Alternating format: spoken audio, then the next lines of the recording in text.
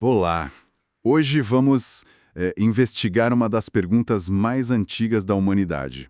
Do que somos feitos? Uma pergunta em tanto. E não estou falando, assim, de química ou biologia, mas da nossa essência.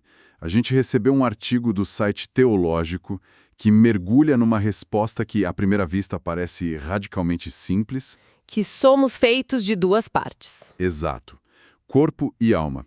Então, a nossa missão aqui é entender como essa ideia, a dicotomia, se tornou tão influente e o que ela significa para a gente hoje. É uma pergunta fundamental, né? E essa simplicidade da resposta é o que a torna tão poderosa. A própria palavra dicotomia, ela vem do grego dicotomia, Que quer dizer o que exatamente? significa literalmente um corte em dois. A proposta é que a nossa existência tem essa dualidade central. Uma parte material, o corpo, que a gente vê, a gente toca, Certo. e uma parte imaterial, a alma, o espírito, que é tipo a sede da nossa consciência, da nossa personalidade, da espiritualidade. Ok, um corte em dois. Mas o artigo deixa bem claro que não é um corte, assim, violento, sabe? Como se fossem duas coisas inimigas. Não, de jeito nenhum. É mais como os dois lados de uma mesma moeda. Perfeito. A moeda só é uma moeda porque tem os dois lados, né? Em vida, corpo e alma formam uma unidade inseparável e funcional. Ah, entendi. Você não é só um corpo, nem só uma alma. Você é a união dos dois. É exatamente isso que o texto de Gênesis 2:7, que é uma base para essa visão, descreve de uma forma bem poética. Aquele que diz que Deus forma o homem do pó da terra. Isso. Esse é o componente físico. E depois, sopra nele o fôlego de vida, que é o componente imaterial. Só depois dessa união Uhum. é que Adão se torna um ser vivente. O famoso Nefesh Shayah, em hebraico. Então a faísca da vida acontece justamente na junção dessas duas partes. Precisamente. Uma não existe plenamente sem a outra, pelo menos não nesta vida. Exato. E essa união é tão, mas tão íntima que a separação só acontece num momento muito específico, a morte física. Certo. E mesmo aí, não é o fim de tudo. O artigo cita Eclesiastes 12:7, que diz que, na morte, o corpo volta ao pó, de onde veio, mas o espírito retorna a Deus que o deu. Ou seja, já deixa bem claro que a parte imaterial tem uma continuidade. Exatamente. Isso me leva a uma dúvida. A gente fala o tempo todo de alma ou espírito. O artigo explica por que esses termos parecem ser usados quase como sinônimos? Sim, explica. Porque na linguagem comum, no dia a dia, alma e espírito podem ter umas conotações bem diferentes, né? É uma ótima pergunta. E sim, o artigo aborda isso diretamente. Do ponto de vista da dicotomia, embora as palavras possam ter nuances diferentes dependendo do contexto, elas se referem fundamentalmente à mesma substância imaterial. Sim. Alma, que é psique, no grego, é muitas vezes usada para descrever a pessoa inteira, as emoções, a vontade. A personalidade, digamos? Isso. E espírito, que é pneuma, muitas vezes aponta mais para a nossa capacidade de nos conectarmos com o divino, sabe? A nossa faceta espiritual. Mas para um defensor da dicotomia, são só duas formas de falar da mesma coisa. A parte de nós que não é física. Exato. Entendi. E essa ideia de uma parte que sobrevive ao corpo fica ainda mais explícita no Novo Testamento, certo? Fica cristalina. O que é fascinante aqui é a forma direta como Jesus fala sobre isso. Uhum. O artigo destaca a passagem de Mateus 10:28, onde ele diz aos discípulos: "Não temam os que matam o corpo, mas não podem matar a alma." Nossa, é bem direto. É uma declaração que não deixa muita margem para dúvida. Ele está traçando uma linha clara ali. O corpo é vulnerável, a alma não. E na própria cruz, né? Exatamente. Suas últimas palavras incluem: "Pai, nas tuas mãos entrego o meu espírito." Isso demonstra a crença de que o espírito pode e vai existir de forma separada depois da morte do corpo. Ok. Até aqui a ideia de duas partes parece bem estabelecida nos textos. Mas eu sei que existe um debate. O artigo menciona a tricotomia, Sim, menciona. a ideia de que somos feitos de três partes: corpo, alma e espírito. E quem defende isso também usa a Bíblia como base. Sim, e esse é o principal ponto de tensão teológico sobre o assunto. Os tricotomistas, como são chamados, argumentam que alma e espírito são duas entidades imateriais distintas. E onde eles se baseiam para dizer isso? Eles se apoiam fortemente em versículos como 1 Tessalonicenses 5:23, que diz que todo o espírito, alma e corpo de vocês sejam preservados irrepreensíveis. Ah, E também Hebreus 4:12, que descreve a palavra de Deus como tão poderosa que consegue penetrar ao ponto de dividir alma e espírito. tenho que admitir que, lendo assim de primeira, parece um argumento bem forte. A linguagem parece separar essas três coisas de forma bem explícita. Parece, né?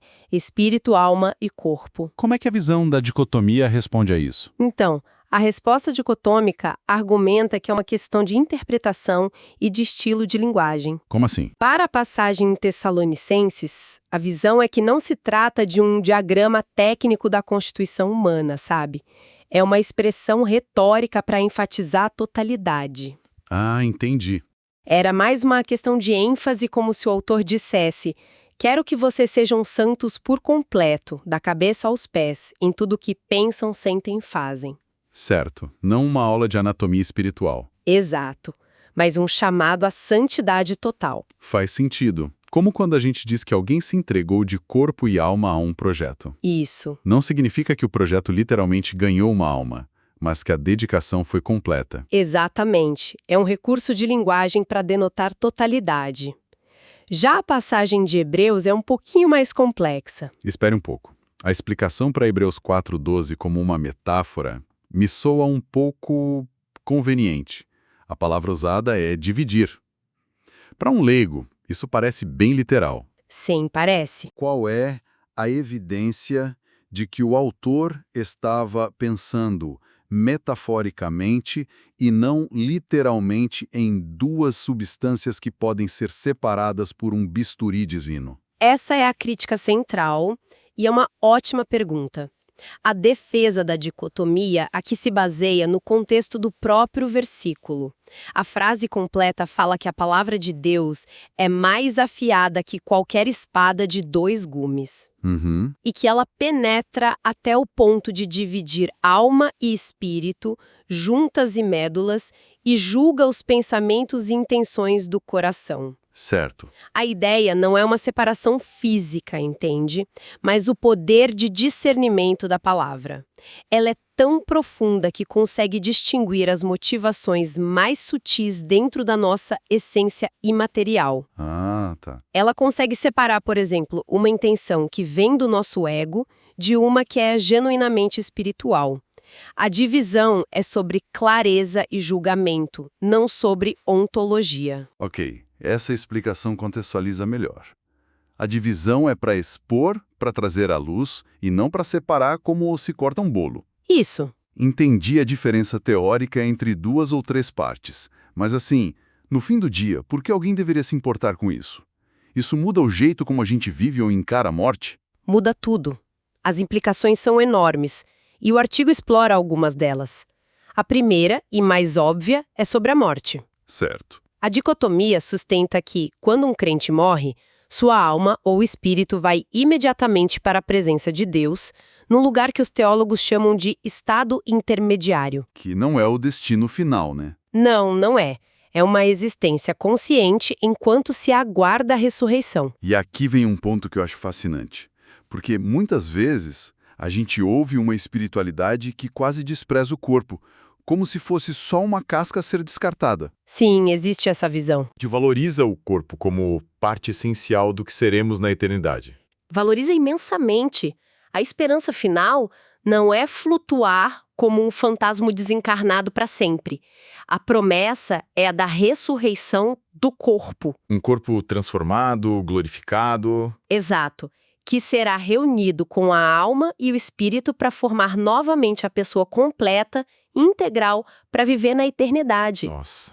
Isso significa que o corpo não é uma prisão para a alma, mas um parceiro essencial.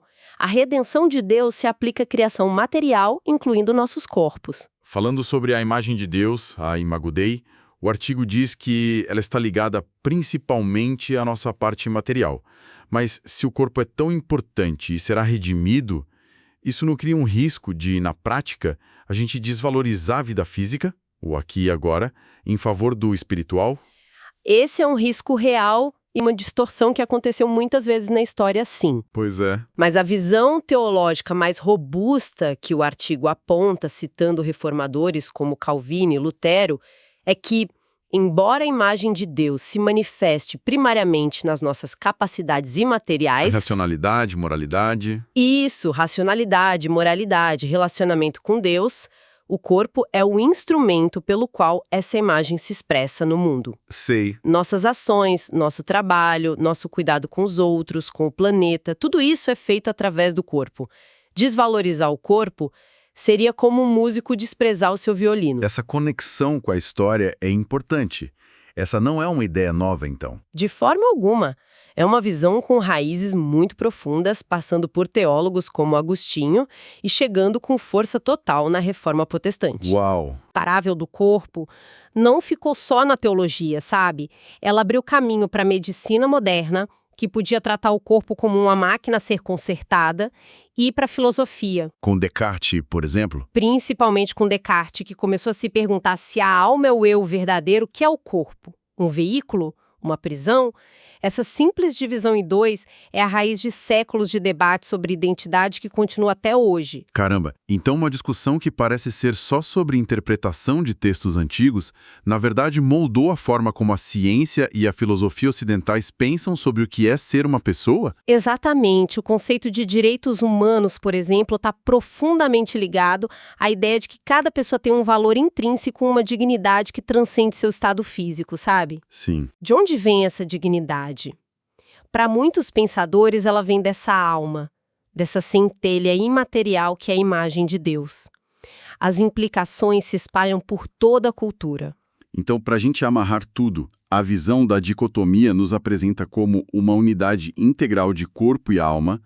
Não somos anjos presos em corpos. Nem somos apenas animais biológicos. Somos essa coisa única, uma fusão do material e do imaterial. E essa perspectiva define não só o que acontece depois da morte, mas também o valor e o propósito da nossa vida agora. Perfeitamente resumido. E isso nos deixa com uma questão importante para refletir, que o artigo sugere no final. Qual seria?